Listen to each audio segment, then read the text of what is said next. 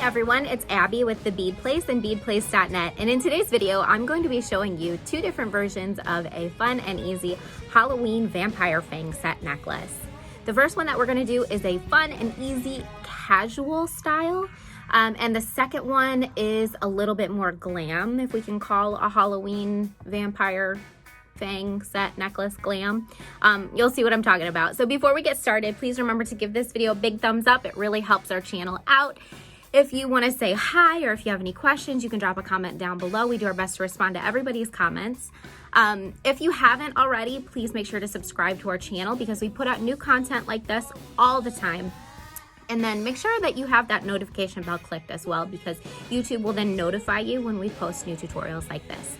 Make sure to head on over to Facebook and like us there. We also have a Facebook group called the Bead Place where you can post pictures of what you're working on, ask questions, all kinds of fun stuff, see what other people are working on. And then also, if you would like to purchase the materials that we're using today, you can click the link in the description below. You can find kits for these projects at www.beadplace.net. Let's get started.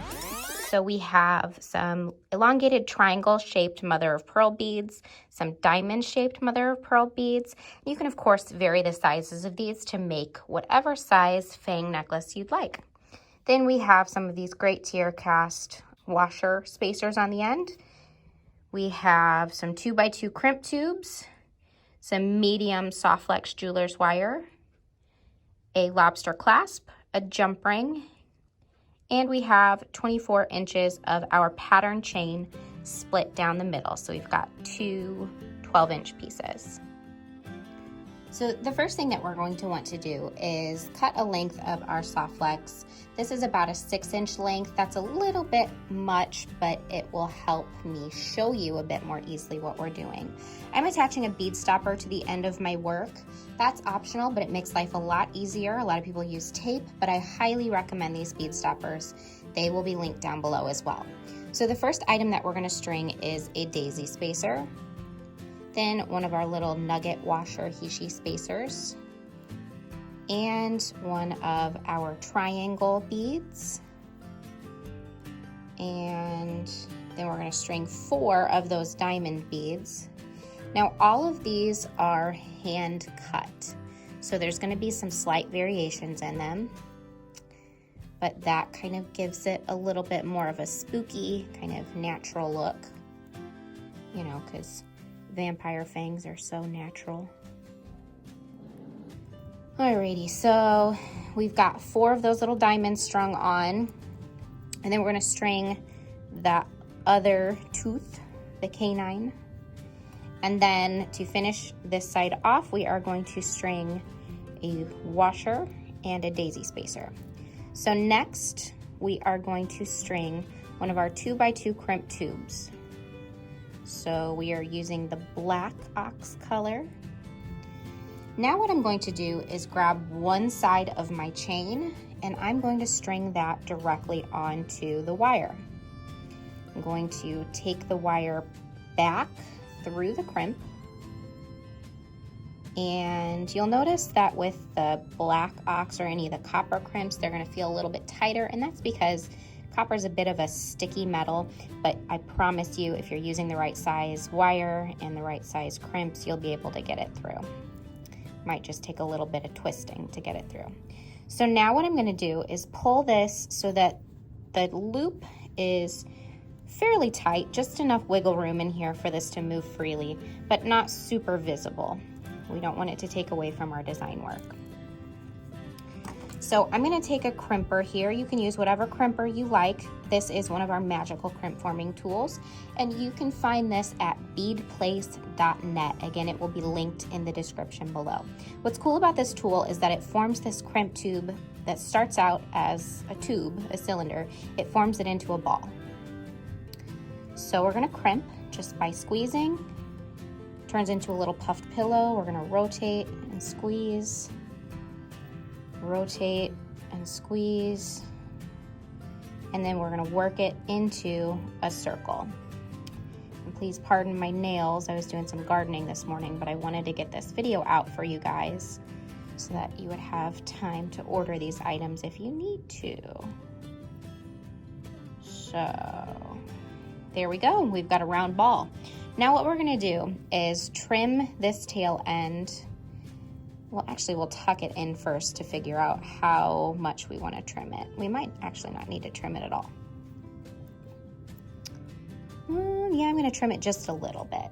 So anytime you're trimming jeweler's wire, you wanna make sure you're using a cutter that's designed to cut jeweler's wire. You don't wanna use your regular run-of-the-mill cutter because it will dull it very quickly. So we have those flex wire cutters also available at beadplace.net. So now that we've got one side securely fashioned, we're gonna bring all of our beads to the other, or to that side, so that we've got enough room on this side to work. And we are going to repeat that. So I've got my crimp that I'm gonna string on. I've got this side done so far. And I'm going to do the same thing with my other side of the chain. So not the other side of the chain I just did. Let me get in the shot here. So not this one, but my chain that I haven't worked with yet.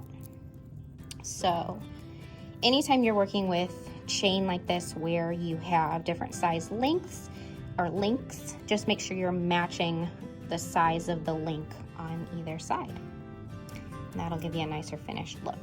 So we're gonna string through that link and then back through the crimp. And I'll show you some tricks for how to tighten this so that it is going to sit the right way. So we've got this big loop here. What I like to do is kind of hold on to both sides of the tail end here and use my fingertips, to just slide the crimp up like this. So I'm holding securely here and I'm pulling the crimp up. Then I'm gonna pull the tail end out, hold the loop, pull the crimp back down, hold the crimp, pull the tail end out, pull the crimp, hold the crimp, and pull the slack out. So we wanna leave just a little bit of slack in here, especially with diamond shapes like this, because we don't want them to kind of sit funny. We want a little bit of slack and a little bit of movement, but I'm gonna take just a little bit more slack out. We want some movement, but we don't want it to be, we don't want the wire to show. So I think that's good. Alrighty, so we're gonna go in and crimp just like we did before. Make sure that it's centered here and squeeze. We're gonna rotate and squeeze the sides, open, rotate, squeeze the sides, and so on and so forth. Just work all the way around in a circle. And if you want more in-depth information on crimping with this tool, we do have a video dedicated solely to using this crimp tool. If you don't have this crimp tool, use whatever crimper you have. As long as it is a crimper, you will be fine. So once we have a perfectly round ball, we're good. What we're gonna do is trim the tail end about that long. And like I said, please pardon my nails. My manicure is not up to par. I was doing some gardening. So is it still called gardening when you're working inside your house? I was actually working with some of my house plants. Let me know in the comments below. So I'm gonna try to get this tail end tucked into my last couple of beads here.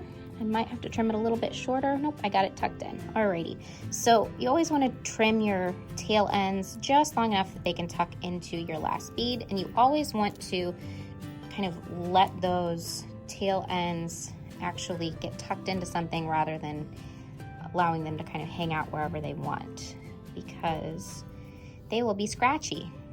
All right, so we have this so far. We have both ends attached to our chain, and now we're going to turn everything around and we are going to attach a clasp.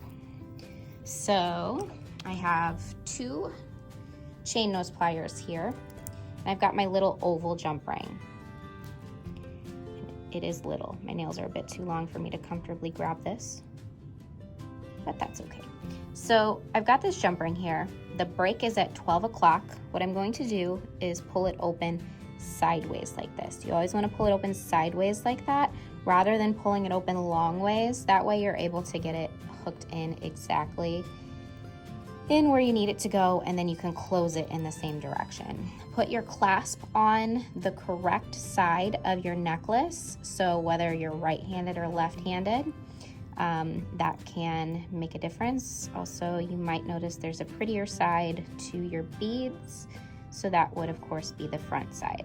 So we're gonna go in and close this and then attach the lobster clasp to the other side of the chain. And that's it. Super quick, super easy.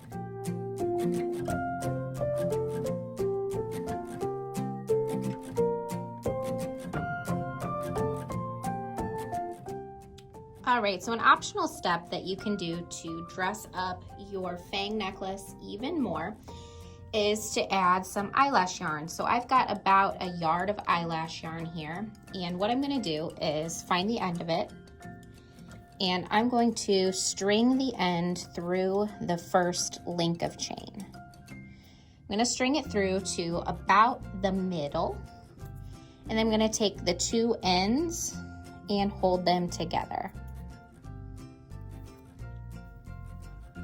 So this is the middle, and then I'm holding the two ends together here. I'm gonna take those two ends and I'm going to string them through a big eye needle. These big eye needles are great because the whole middle opens to allow you to put any sized thread or cord or cords through them. So I'm just gonna string the two ends through. So this big eye needle is going to help me easily weave this doubled cord through the chain links. So I'm going to just start working back and forth through the chain links, and I'm going to keep fairly even tension so that I'm not making this too tangled, and I'm keeping the tension of the yarn at the same tension as the chain. So you can see I'm just weaving back and forth through the bigger links. If you want to go with the smaller links, you can, but it's a little bit easier to do the bigger ones. So you're just going to work back and forth like this, keeping the tension the same until you reach your desired length or until you run out of yarn.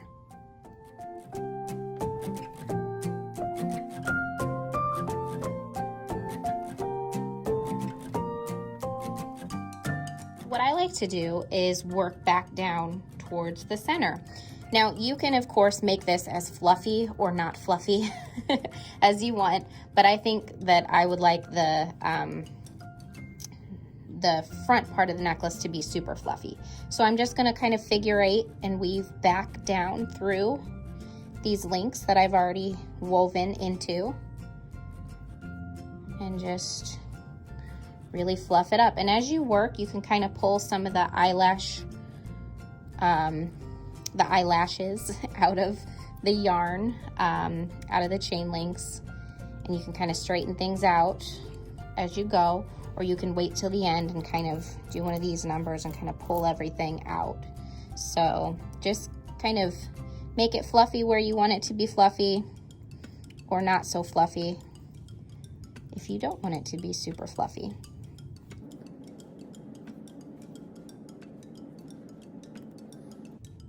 And because this eyelash yarn is so funky looking, it's okay if you miss a link or if you go through the same one twice. It just kind of adds to the spooky effect. So no worries if you're not being super careful.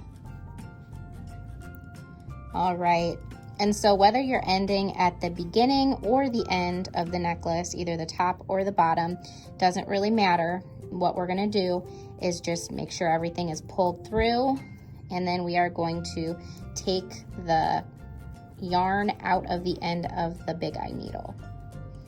So you might have to kind of find where the end is to pull it out, and that's okay. And when in doubt, if it's kind of giving you a little bit too much trouble, you can actually go ahead and cut right at the end, but just make sure you're cutting the yarn that is close to the needle and not anything that you're actively wanting to stay fluffy and actively working with.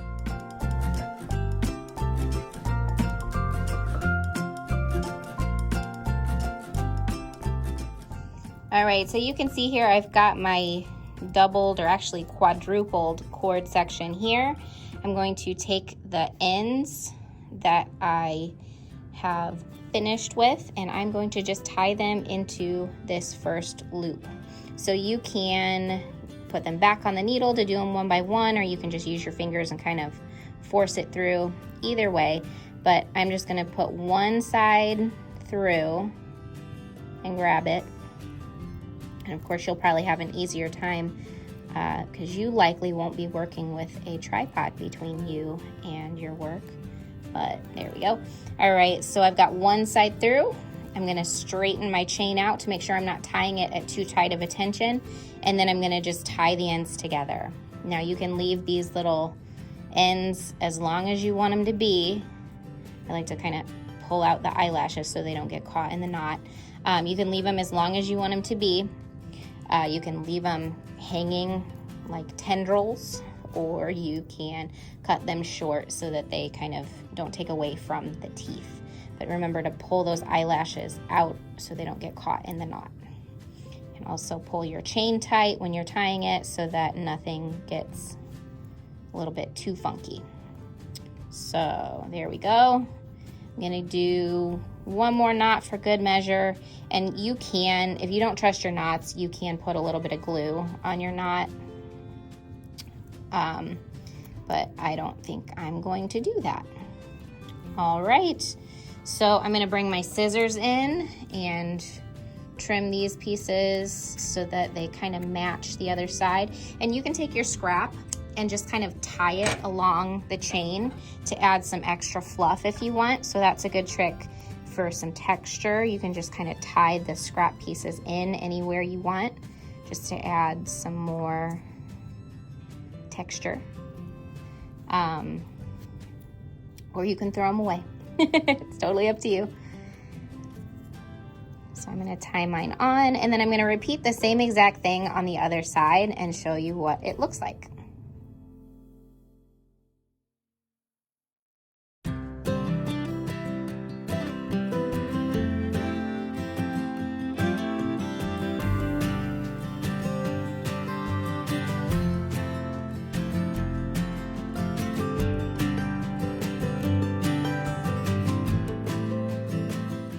All right, so for our second necklace, we are using more materials, as you can see, but we're still keeping the techniques pretty simple. So we are using 24 inches of that same beautiful antiqued silver pattern chain, a lobster clasp.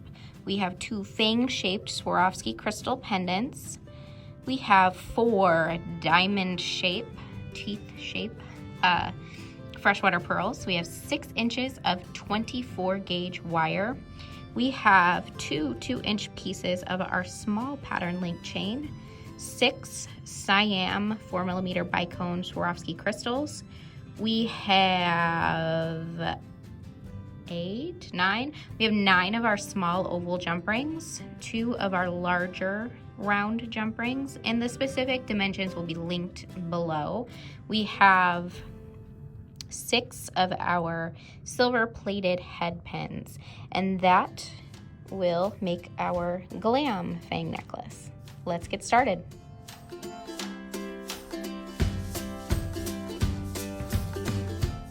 All right, so our first step is to take that 6-inch piece of 24 gauge wire.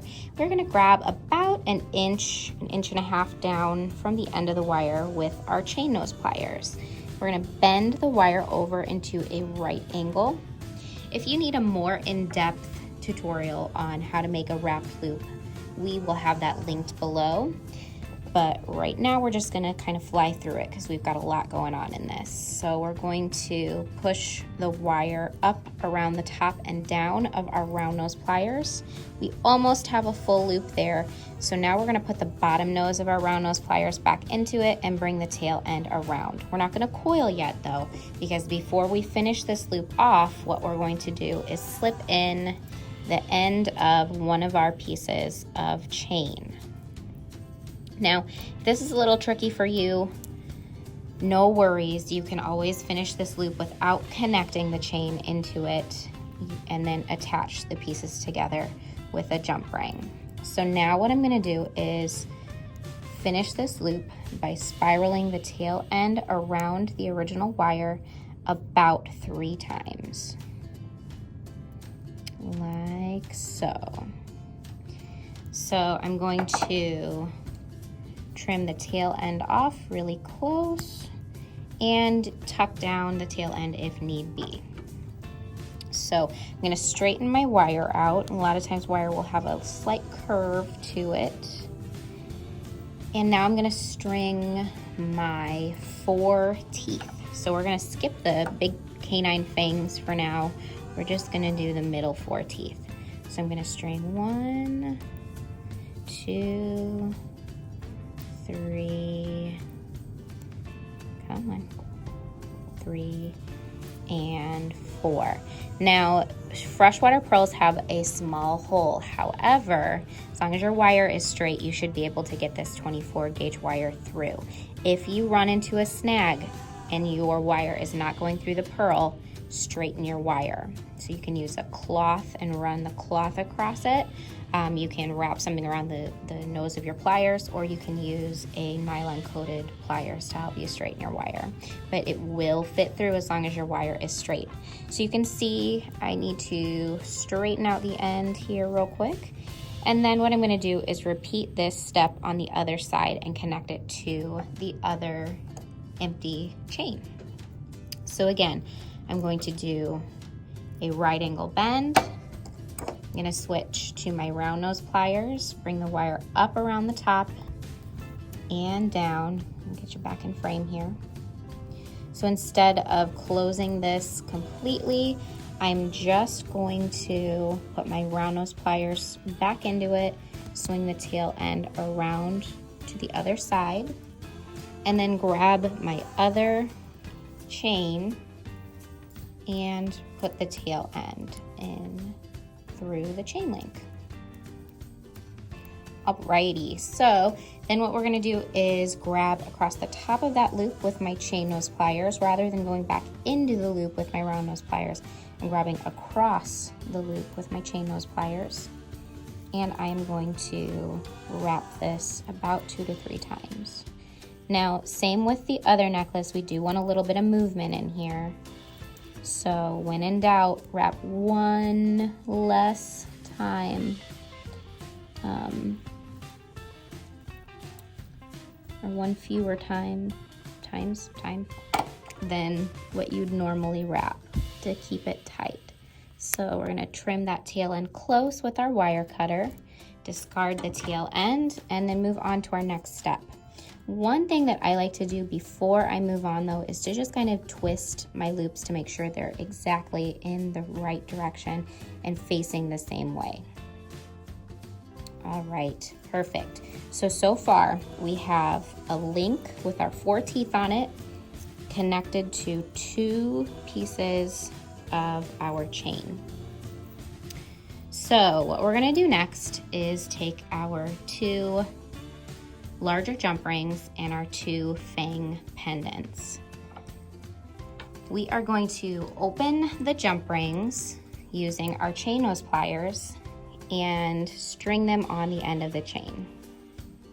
So I'm opening my jump ring in this direction, that way I don't work it out of shape. I'm going to put my pendant through it, and I'm just going to hook it over the top of this here. We don't want to hook it into the link like this. We want to hook it so that it can move freely on the chain. And the reason why we want to do that is so that it can hang as close to these pearl teeth as possible to give it the effect of a vampire's mouth. Oh, and with this construction method, you can actually take the crystal pendant off. You can slide it off the back of the necklace and wear them separately as just a beautiful crystal pendant on a chain. So as I was editing this, I realized I forgot to mention that, so I wanted to pop back in and let you know.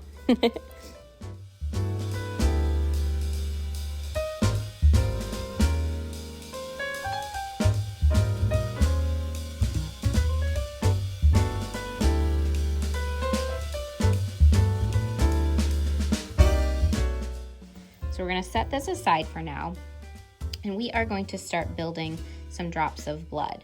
So we're gonna take one of our 4mm bicone crystals and string it on one of our head pins. We're gonna grab a chain nose pliers and grab directly on top of the bead and bend it down into a right angle.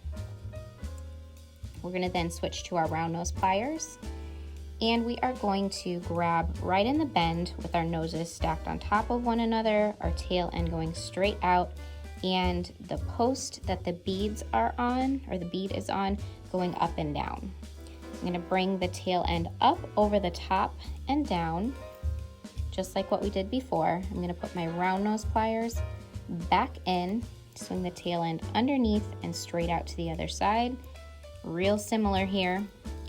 Now we can hook this directly into the chain, the small pattern chain, but to make it a little bit easier and to give it a little bit more movement, we're gonna be attaching them with jump rings. So I'm going to continue spiraling the tail end around and down to complete my loop. So 2 to 3 times is all you need.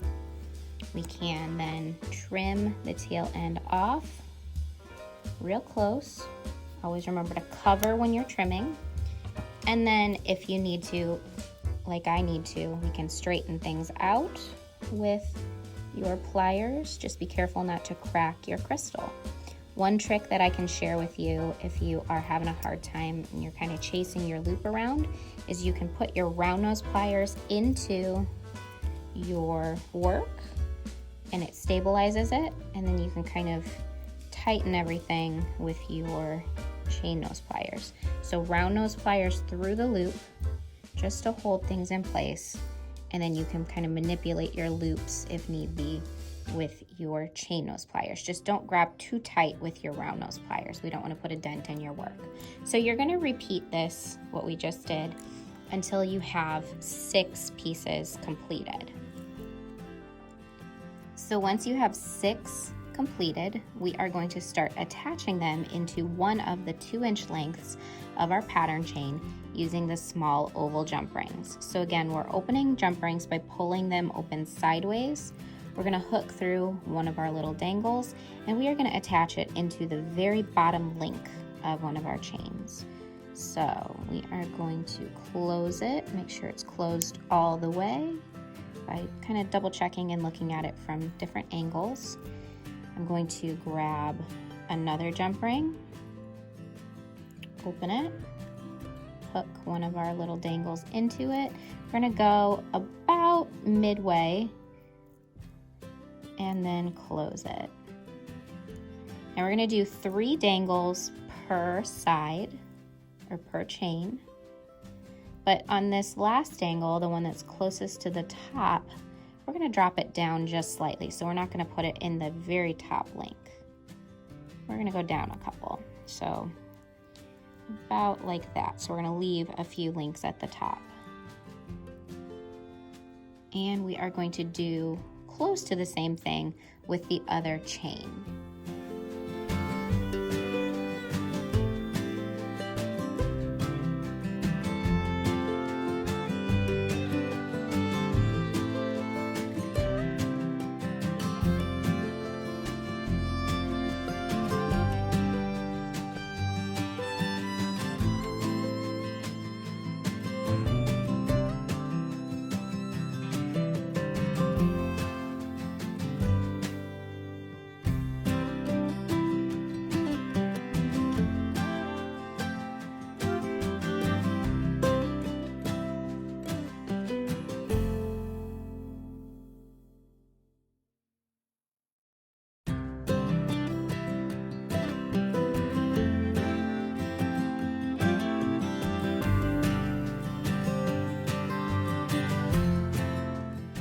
So I'm taking the end link of one of those chains that we just made, and I'm hooking one of our small oval jump rings into it.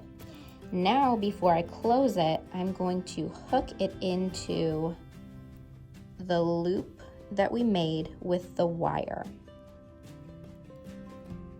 So I'm going to hook it right into the bottom there. I'm not hooking this chain in at all, just the loop that we made with the wire.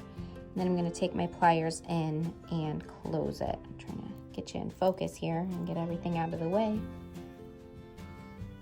So we'll go in and close it. And again, as always, the angle that you open and close your jump rings makes a huge difference. So we're going to repeat this with the other side. We're going to open the jump ring by twisting it open in that direction. And we are going to go through the very last link of that other chain that we made. We're going to go to the other side of our Fang necklace, and we are going to hook it into the bottom of our wire wrapped loop.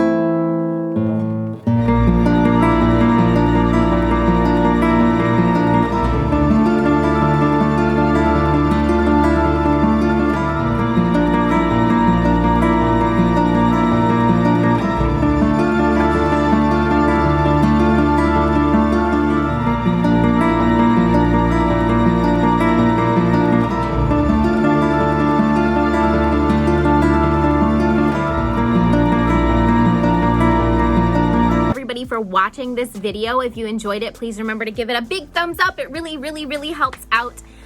Make sure to subscribe if you haven't already. Click that notification bell so that YouTube will tell you when we post new stuff. What else? Make sure to like us on Facebook, follow us on Instagram. We're even on Pinterest. We've got a Patreon down below if you want to help out even more. Join our Facebook group. Yeah, that's it. All right. Thanks. See you in the next one.